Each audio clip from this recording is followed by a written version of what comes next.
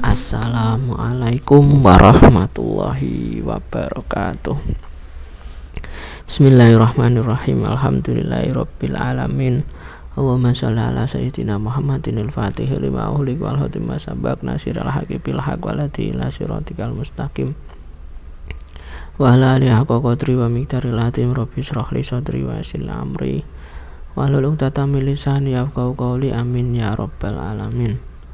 Alhamdulillah, pada kesempatan kali ini kita masih diberikan nikmat oleh Allah dalam bentuk kesehatan, kemampuan, dan juga motivasi, sehingga pada kesempatan kali ini kita bisa melanjutkan perkuliahan kita tentang bimbingan konseling karir, yang mana tema kajian kita kali ini adalah Career Decision Making Theory atau teori pengambilan keputusan karir.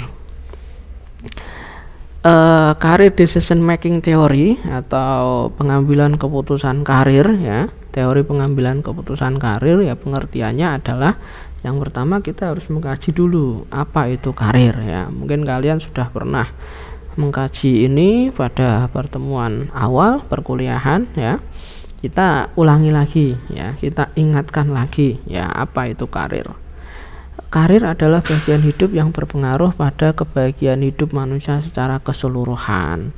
Jadi dari karir inilah, ya, itu akan karir itu berpengaruh, ya, pada kebahagiaan manusia, ya. Kalau karirnya bagus, maka kebanyakan manusia itu akan bahagia, ya. Jarang kan ono karir manusia bagus kok manusia sedih kan, ya jarang, ya.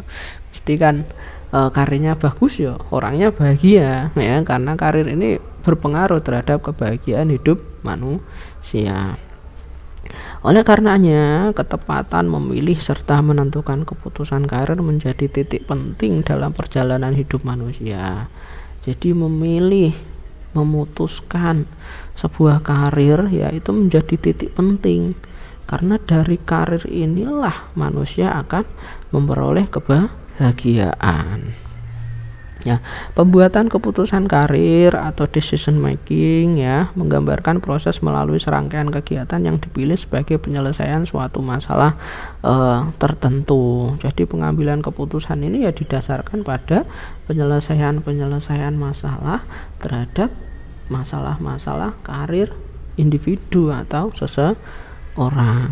Nah, Samsi, ya, menjelaskan lebih lanjut tentang pembuatan keputusan. Setelah kita mengkaji tentang karir, terus kemudian sedikit kita mengkaji tentang pembuatan keputusan atau decision making, ya, Samsi menjelaskan lebih lanjut bahwa pembuatan keputusan adalah suatu pengakhiran atau pemutusan dari suatu proses pemikiran tentang suatu masalah untuk menjawab pertanyaan apa yang harus diperbuat. Jadi di sini adalah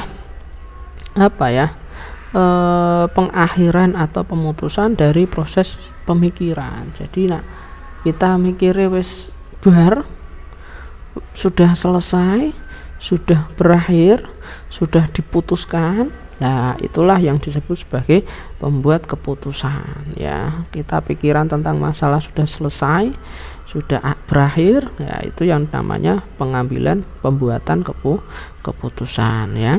Nah, itu untuk menjawab pertanyaan apa yang harus diperbuat guna mengatasi masalah tersebut dengan menjatuhkan pilihan salah satu alternatif tertentu. Jadi pengakhiran, ya, dianggap sudah selesai, dianggap sudah berakhir, dianggap sudah diputuskan kalau sudah mampu menjawab pertanyaan apa yang kemudian harus dilakukan, apa alternatif yang kemudian harus dilakukan dalam rangka mengatasi masalah tersebut. Jadi tidak hanya sekedar masalah bar selesai berakhir, tidak, tapi harus ada alternatif piye carane mengatasi masalah itu, ya. Harus ada jalan keluar, harus ada jawaban bagaimana kemudian mengakhiri atau diputuskan dianggap selesai sebuah permasalahan. Jadi harus ada alternatifnya, ya, harus ada jawabannya, ya. Itu namanya pembuatan keputusan. Jadi kalau hanya selesai aja nggak cukup, harus ada alternatif, harus ada jawaban terhadap masalah-masalah yang kemudian akan yang telah dihadapi atau yang telah diselesaikan.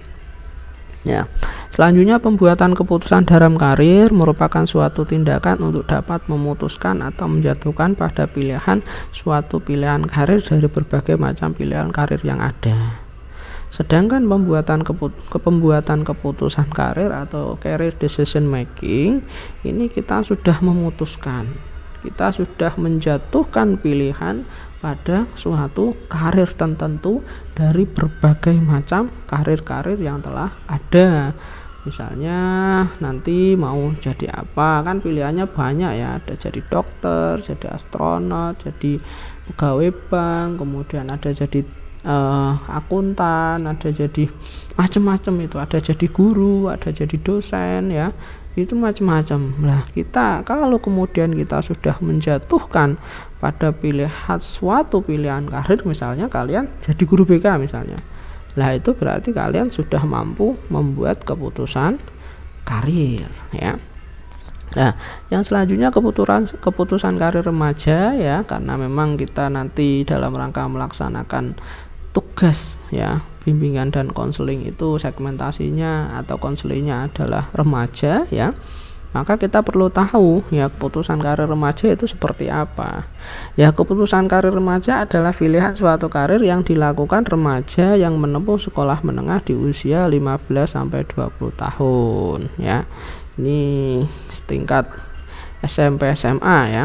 Terus remaja memiliki kesadaran dan kebutuhan untuk membuat kepilihan karir, mengambil tanggung jawab seperti orang dewasa, dan melakukan transisi dari sekolah ke dunia kerja. Kenapa kemudian, ya, remaja ini dibekali, mereka dituntut untuk kemudian mampu mengambil keputusan karir, karena memang mereka ini akan memasuki jenjang dewasa. Kehidupan mereka akan seperti orang dewasa. Mereka akan menjalani yang namanya transisi dari masa sekolah ke dunia kerja, sehingga kemudian mereka dituntut untuk kemudian mampu membuat keputusan dalam karir. Maka bimbingan karir ini perlu bagi para remaja, dalam hal ini adalah siswa dari SMP dan juga sampai SMA, ya. Itu kalau SD mungkin porsinya masih sangat kecil, ya, mereka cukup tahu tentang dosen itu kayak gini, guru itu seperti ini, astronot itu begini, dokter itu begini, cukup tahu saja, ya. Tapi kalau di jenjang SMP, SMA, ya, mereka dituntut untuk mampu mengambil atau membuat keputusan karir. Nah, ada beberapa faktor kenapa kemudian faktor dalam rangka membuat keputusan karir, ya. Ada beberapa faktor individu dalam membuat keputusan karir. Yang pertama adalah intelijensi, ya, memegang peranan penting dalam mempersepsikan karir seseorang sesuai dengan pilihan karirnya. Jadi semakin dia pinter, semakin dia paham dengan berbagai karir, semakin dia tahu tentang dirinya, pokoknya kalau intelijensinya baik, ya, maka dia akan pinter juga, ya, dia akan mampu juga dalam rangka mengambil sebuah keputusan karir atau membuat sebuah keputusan karir. Terus yang selanjutnya bakat, ya, dijadikan sebagai bekal dasar yang memungkinkan untuk memasuki berbagai bidang karir. Jadi kalau dia punya bakat, ya, nanti dia tidak akan kesulitan dalam rangka membuat pengambilan keputusan karir. Dia tinggal menyesuaikan saja bakat yang kemudian dimiliki tersebut. Itu. Terus minat, ya, pada seorang remaja terutama usia sekitar 15 sampai 20 tahun cenderung masih banyak berubah, ya. Masih berubah-ubah, ya, kalau remaja itu, ya. Namun sekali terbentuk, minat akan menentukan perencanaan masa depan sehubungan dengan karir yang akan dipilih, ya. Faktor-faktor ini dijelaskan oleh Winkel, ya. Jadi minat juga menjadi faktor penting ya dalam pengambilan keputusan karir ya, karena dari minat ini ya, walaupun saat remaja itu masih berubah-ubah minatnya ya, namun kalau kemudian sekali terbentuk ya, maka itu bisa sangat menentukan dalam perencanaan karir seseorang. Kemudian keadaan fisik ya, perbedaan jenis kelamin juga dipengaruhi anggapan-anggapan pilihan suatu karir yang sesuai dengan jenis kelamin tertentu serta peranan pria dalam masyarakat. Jadi laki-laki, perempuan itu juga memiliki orientasi karir apa ya, pandangan-pandangan ya, tentang misalnya kalau laki-laki biasanya bekerjanya di lapangan misalnya ya, kontraktor, terus kemudian bangunan, terus kemudian apa, pokoknya yang sifatnya itu sing rada berat-berat. Terus kemudian yang perempuan itu biasanya yang kantoran misalnya ya, karyawan, terus kemudian pegawai bank ya, guru ya, itu jadi ada semacam anggapan-anggapan ya terhadap pilihan karir seseorang berdasarkan jenis kelamin. Terus kemudian keadaan fisik itu juga menjadi faktor ya, misalnya ya, mohon maaf, misalnya ada kalau di beberapa instansi itu kan mensyaratkan ya keadaan atau kondisi fisik tertentu, misalnya polisi harus tinggi sekian, terus kemudian giginya nggak boleh gingsul misalnya ya, itu jadi itu juga menentukan ya dalam memutuskan karir. Wah, saya kok kelihatannya kok tinggi, gagah, terus gigi saya bagus, terus kemudian saya kuat secara fisik, biasanya nanti pengennya jadi tentara ataupun pengennya jadi polisi misalnya ya. Itu saya kok sepertinya kok seneng ya, sepertinya saya kok memiliki tinggi, misalnya yang cewek ini ya, tinggi badan yang tinggi ya, ini saya kok cantik misalnya. Nah, ini kayaknya saya sesuai deh kalau kemudian kerja di perbankan kan. Itu menentukan keadaan fisik juga menjadi faktor ya dalam menentukan sebuah karir. Terus yang selanjutnya, nilai-nilai seseorang remaja dapat memutuskan karirnya sesuai dengan nilai-nilai kehidupan yang dijadikan pegangan atau pedoman hidupnya, karena nilai-nilai kehidupan memegang peran penting terhadap harapan dalam kehidupannya, termasuk bidang pekerjaan apa yang akan dipilih dan ditekuninya. Jadi nilai-nilai dalam dirinya ya itu juga menentukan, misalnya dari latar belakang guru misalnya, dia dididik bahwa kalau punya ilmu itu harus diamalkan ya. Orang yang paling mulia adalah orang yang mengetahui dan juga mengamalkan ilmunya. Dan nilai-nilai itu kemudian tertanam. Oh, berarti jadi guru itu termasuk profesi yang baik, profesi yang mulia ya. Sehingga kemudian dia pengennya jadi guru. Terus kemudian misalnya dari kecil sudah ditanamkan tentang patriotisme ya, bahwa negara ini butuh orang-orang yang kemudian mampu menjaga ketahanan nasional, menjaga keamanan, menjaga kestabilitas nasional, sehingga kemudian dia nilai-nilai yang muncul di dalam dirinya adalah pengen jadi polisi atau pengen jadi tentara ya, yang memang perlu nilai-nilai itu sih, sangat berpengaruh sekali ya nilai-nilai yang ada pada diri individu atau konseling. Terus yang selanjutnya ada beberapa aspek dalam pengambilan keputusan karir. Yang pertama, pengetahuan dan pemahaman diri sendiri, yaitu pengetahuan dan pemahaman akan bakat, minat, kepribadian, potensi akademik, ambisi, keterbatasan, dan sumber-sumber yang dimiliki. Ini penting ya. Dalam rangka apa? Dalam rangka melakukan pengambilan keputusan karir. Jadi dia harus tahu dirinya sendiri, harus paham dengan dirinya sendiri ya. Bakatnya apa, minatnya apa, kepribadiannya bagaimana, potensi akademiknya bagaimana. Misalnya orang potensi akademik rapate bagus, tidak terlalu bagus, terus kemudian pengen jadi dokter. Lah ini kan agak sulit, karena kan dokter itu kan butuh tingkat intelijensi yang tinggi ya. Tuh. Ya, terus ambisinya bagaimana, keterbatasan yang ada pada diri seperti apa, sumber-sumber yang dimiliki, misalnya pengen jadi dokter tapi ternyata satu tidak terlalu pinter, yang kedua misal dari keluarga yang kurang mampu misalnya ya, kan kita tahu bahwa dokter itu kan sekolahnya mahal ya, jadi kita harus tahu kira-kira sumber-sumber yang kita miliki itu bagaimana, sehingga kita kemudian bisa menentukan bisa melakukan pengambilan keputusan karir itu dari pengetahuan dan juga pemahaman diri sendiri. Yang selanjutnya adalah pengetahuan dan pemahaman dunia kerja, yaitu pengetahuan dan syarat-syarat dan kondisi-kondisi yang dibutuhkan untuk sukses dalam suatu pekerjaan, keuntungan dan kerugian, kompensasi, kesempatan, dan prospek kerja di berbagai bidang dalam dunia kerja. Yang kedua adalah pengetahuan dan pemahaman tentang dunia kerja.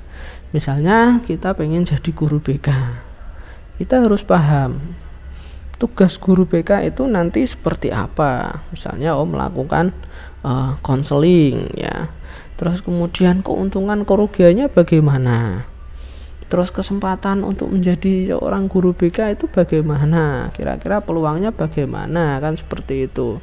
Apakah masih jarang lulusan BK ya, ataukah lulus BK sudah banyak, terus kemudian apakah guru BK masih sangat kurang di Indonesia, di negara kita, sehingga kemudian kita memutuskan untuk jadi guru BK. Jadi tahu ya dunia kerja. Dokter itu bagaimana, tugasnya bagaimana, terus kemudian resiko kerjanya bagaimana, keuntungannya bagaimana. Lagi itu kita harus paham agar kita bisa mengambil keputusan karir. Yang selanjutnya adalah penalaran yang realistis akan hubungan pengetahuan dan pemahaman diri sendiri, sehingga pengetahuan dan pemahaman dunia kerja, yaitu kemampuan untuk membuat suatu penalaran realistis dalam merencanakan atau memilih bidang kerja dan atau pendidikan lanjutan yang mempertimbangkan pengetahuan dan pemahaman diri yang dimiliki dan pengetahuan pemahaman dunia kerja. Yang selanjutnya adalah mensinkronkan antara pemahaman diri dan juga pemahaman dunia kerja. Kalau kemudian kita sudah mampu mensinkronkan itu, kita harus menentukan. Misalnya, saya seneng memiliki minat untuk kemudian menjadi seorang guru BK. Terus kemudian yang selanjutnya, sepertinya guru BK kesempatannya banyak, masih banyak kesempatan. Terus kemudian saya sepertinya mampu menjalani pendidikan sebagai guru BK. Lah, baru kemudian kita merencanakan ya, kira-kira apa cara-cara, apa prosesnya untuk menjadi seorang guru BK. Ya misalnya berarti saya kalau pengen jadi guru BK ya nanti saya harus kuliahnya ngambil jurusan bimbingan konseling pendidikan Islam, misalnya PKPI ya. Itu terus kemudian nanti setelah lulus saya harus bagaimana ya. Kita harus mampu membuat sebuah rencana yang realistis ya, dari sinkronisasi terhadap pemahaman diri dan juga pemahaman dunia kerja. Lah dari situlah kemudian kita nanti akan mampu kemudian melakukan yang namanya pembuatan atau pengambilan keputusan karir ya, atau karir decision making ya. Lah di sini ya, selain tadi faktor-faktor tadi ya, ini juga dijelaskan juga tentang faktor-faktor yang mempengaruhi dalam pengambilan keputusan karir. Ini menurut Peter M. Bland ya dalam Sukardi, faktor-faktor yang mempengaruhi individu dalam pembuatan keputusan karir. Pertama, pengalaman sosial. Jadi dia melihat lingkungan sosialnya bagaimana. Ternyata misalnya si A bisa jadi dokter, kenapa saya nggak bisa? Si B enak ketika kemudian menjadi pegawai bank, si C jadi guru kok ternyata menyenangkan dan lain sebagainya. Jadi pengalaman sosial itu juga bisa mempengaruhi. Terus kemudian keterlibatan orang lain. Jadi ketika kita berhubungan dengan orang tua, berhubungan dengan saudara, berhubungan dengan kakak, paman lah, itu nanti akan memberikan semacam pandangan-pandangan tentang karir yang kemudian harus kita lakukan lah. Kamu jadi guru aja ya nak, kamu jadi pilot aja ya, kamu jadi dosen saja ya lah. Itu keterlibatan orang lain ya. Terus yang selanjutnya adalah potensi-potensi yang dimiliki individu. Kita harus paham, kita harus tahu kita itu punya potensi yang seperti apa. Misalnya kita itu seneng utek-utek barang ya, ataupun seneng memperbaiki barang-barang yang sudah rusak. Berarti kita cocok di teknik misalnya ya. Terus kemudian kita seneng mainan internet itu, kita seneng kemudian istilahnya nak coro anak muda itu mengoprek-oprek HP ya, ngotak-ngatik HP ya. Kita senang dalam bidang software. Berarti cocoknya di IT, nanti di SI, sistem informasi misalnya ya. Kita senang kalau kemudian ngomong di depan banyak orang, kita senang kemudian memberikan penjelasan, kita senang kemudian memberikan pengetahuan. Ternyata jadi guru atau dosen harus tahu potensi individu. Jangan sampai kemudian misalnya orang tidak terlalu suka matematika, tidak paham biologi juga, fisikanya nggak paham, pengen jadi dokter, repot bos, kan gitu ya. Harus tahu potensi diri. Yang selanjutnya dukungan orang tua. Ini penting ya, dukungan orang tua, karena memang kita tahu bahwa lingkungan terdekat anak itu adalah orang tua ya. Jadi kalau orang tua kemudian sudah mendukung, orang tua kemudian sudah merestui kita dalam karir tertentu ya, insya Allah nanti akan dibantu. Misalnya kamu jadi guru, nanti setelah lulus disupport ya, biaya perkuliahan dan lain sebagainya ya, sangat penting sekali ya. Terus minat kita itu juga sangat penting ya. Misalnya saya kok sepertinya pengen jadi guru, saya kok pengen jadi pegawai bank, saya kok pengen jadi dokter ya. Minat itu juga penting.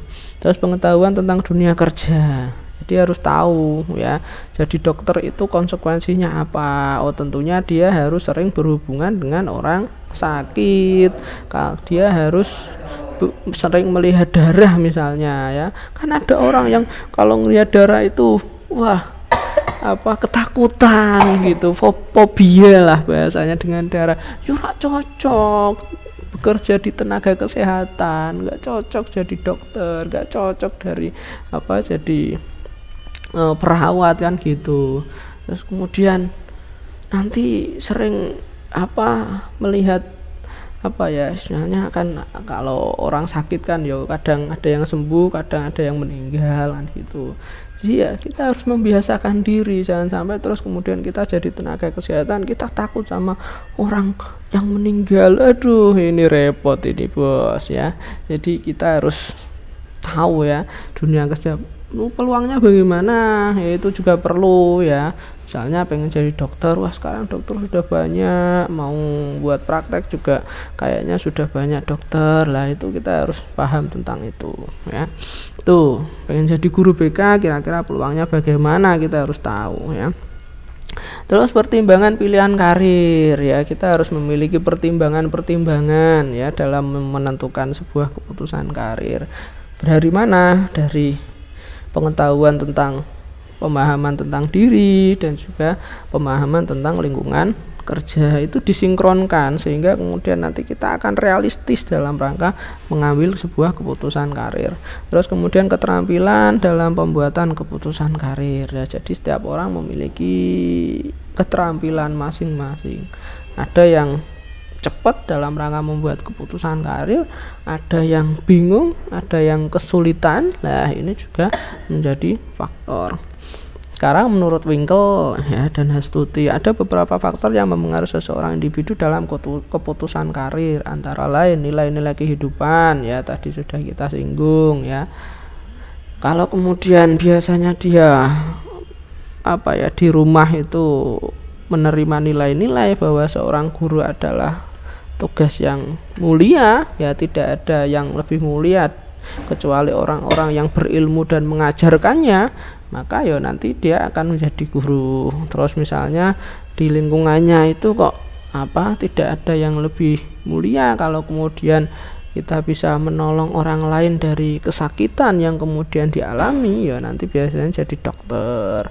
Kemudian misalnya di dalam keluarganya itu kok tentara, nasionalisme itu penting diterapkan di dalam dirinya ya, pengamanan negara itu sangat penting untuk dijaga, maka nanti dia jadi tentara, kan gitu ya. Itu nilai-nilai dalam kehidupan. Terus kemudian keadaan jasmani ya, tadi laki-laki biasanya kerjanya apa, perempuan kan stereotipnya kan seperti itu sampai sekarang ya. Nah itu, terus kemudian misalnya jadi polisi tinggi, badannya harus sekian, terus giginya nggak boleh ada yang gingsul, harus rata kanan, rata kiri. Terus jadi pegawai bank harus tingginya sekian ya, harus cantik ya. Nah itu keadaan jasmani kita harus sadar diri ya. Kalau kemudian misal kita nggak terlalu tinggi, terus kemudian jatuh sedikit udah kesakitan, jadi polisi, repot nanti ya. Terus kemudian masyarakat ya, masyarakat di lingkungan sekitar masyarakat misalnya ya, mereka kan banyak memberikan pandangan ya. Itu misalnya si A jadi guru kok seperti ini, si B jadi polisi kok seperti ini, si C jadi tentara kok seperti ini ya. Masyarakat juga mempengaruhi. Terus keadaan ekonomi negara dan juga daerah ya. Jadi kalau keadaan ekonomi dulu pada waktu era Pak Harto ya, dulu era 98 itu ya, ketika kemudian ekonominya sedang bagus ya di Indonesia, itu orang-orang itu berbondong-bondong untuk kemudian mengambil jurusan ekonomi. Orang-orang berbondong-bondong untuk kemudian ingin menjadi teller bank, ingin menjadi pegawai bank, ingin menjadi seorang ekonom, ingin menjadi seorang analis ekonomi dan lain sebagainya ya, karena posisi ekonomi sedang bagus-bagusnya. Sekarang ini jurusan ekonomi sudah mulai ditinggalkan ya, kan itu. Sekarang ini misalnya guru sedang kesejahteraan guru sedang ditingkatkan, langsung bareng-bareng bondong-bondong mlebu fakultas tarbiyah gitu ya. Itu jadi keadaan ekonomi suatu negara dan juga daerah ya. Terus posisi anak dalam keluarga ya, biasanya anak pertama itu biasanya karena biasalah anak pertama itu kan disayang, kemudian pendidikannya dijamin dan lain sebagainya. Kok anak kedua kok kadang wis mulai ngelokro ya. Iku lho masmu wis kuliah nyatane ora dadi apa-apa, akhirnya dikuliahake, kan ada banyak yang seperti itu ya. Jangan, nggak boleh kalian nggak boleh seperti itu ya. Tapi masyarakat masih ada orang-orang yang seperti itu. Terus kemudian pandangan keluarga ya, jadi biasanya keluarga punya pandangan-pandangan sendiri. Misalnya jadi guru bagaimana, kamu diminta untuk jadi dosen, kamu harapannya bisa jadi dokter ya, punya pandangan. Terus taraf sosial ekonomi kehidupan keluarga ya, misalnya kalau keluarganya nggak terlalu bukan kelas menengah ke atas ya ojo jadi dokter, kecuali kalau misal mengambil beasiswa kan gitu. Abot ya, sekarang ini dokter itu di beberapa kampus itu sudah 500 miliar ya biaya masuknya itu. Kalau dipaksakan itu ya direwangi utang-utang ya janganlah ya itu. Terus yang selanjutnya peer group atau kelompok sebaya. Ini teman-teman sebaya ya, biasanya pada sharing-sharing, curhat. Nanti setelah lulus kamu mau ngambil jurusan apa ya? Kamu ngambil jurusan apa? Mau ngambil prodi apa ya? Kamu nanti pengen jadi apa ya? Nah, itu biasanya juga mempengaruhi pilihan karir seseorang. Nah, dengan itu semualah kemudian kita nanti faktor-faktor itulah ya, aspek-aspek tadilah kemudian nanti kita bisa mengambil keputusan keputusan karir. Lah nanti jenengan kalau sudah jadi seorang guru BK, kalian harus memperhatikan faktor-faktor ya dalam pengambilan keputusan karir agar supaya kalian bisa membantu konseli kalian dalam rangka mengambil keputusan karir. Kalian harus mampu mensinkronkan aspek-aspek pemilihan keputusan karir antara pengetahuan dan juga pemahaman diri dan juga pengetahuan dan juga pemahaman terhadap dunia kerja. Ini disinkronkan terus kemudian membuat sebuah rencana strategis untuk mencapai pemilihan karir tersebut ya. Itu ya, semoga kalian nanti bisa membantu konseli-konseli kalian dalam rangka mengambil keputusan karir. Mungkin itu saja yang bisa saya sampaikan ya. Mohon maaf atas segala kekurangan. Terima kasih atas segala perhatian. Tetap jaga kesehatan dan semoga bermanfaat. Dari saya cukup sekian. Assalamualaikum warahmatullahi wabarakatuh.